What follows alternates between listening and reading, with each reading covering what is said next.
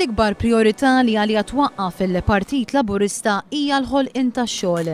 F'Marsa Xlokk Joseph Muscat qal li ċ-ċavetta għal xogħol sostenibbli hija koalizzjoni ta' xogħol. Koalizzjoni li ma toħloq xogħol prekarju, iżda xogħol li jixraq lil ħaddiema Maltin, pagi u kundizzjonijiet tajba.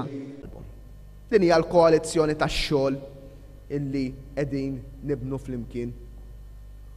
U li rridu ħarsu l-qoddim li wettqu proġetti ġodda. Proġetti li joħolqu xogħol sostenibbli.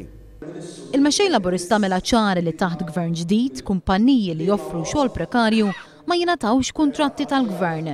Qal li l-Partit Laburista jkun moviment sikur għan-negozji, ikun sikur għal-ħaddiema u bekk ikollna xogħol sostenibbli.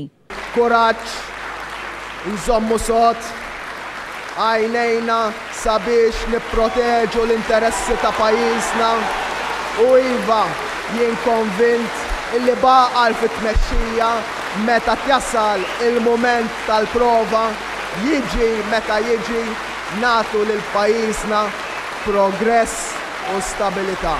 F'Marsa Xlokk Joseph Muscat tenna li waħda mill-ewwel azzjonijiet ta' gvern ġdid tkun li jibda jdawwar il-power station minn waħda li taħdem bil-heavy fuel oil għal waħda li taħdem bil-gas. L-sajjieda l-mexxej Laburista qalilhom li gvern ġdid mhux ser jitħaq bihom waqt li żied jgħid li l-bidja u s-sajt ikollhom persuna politika responsabbli għalihom biex ikunu stmati u jimxu l-qudiem.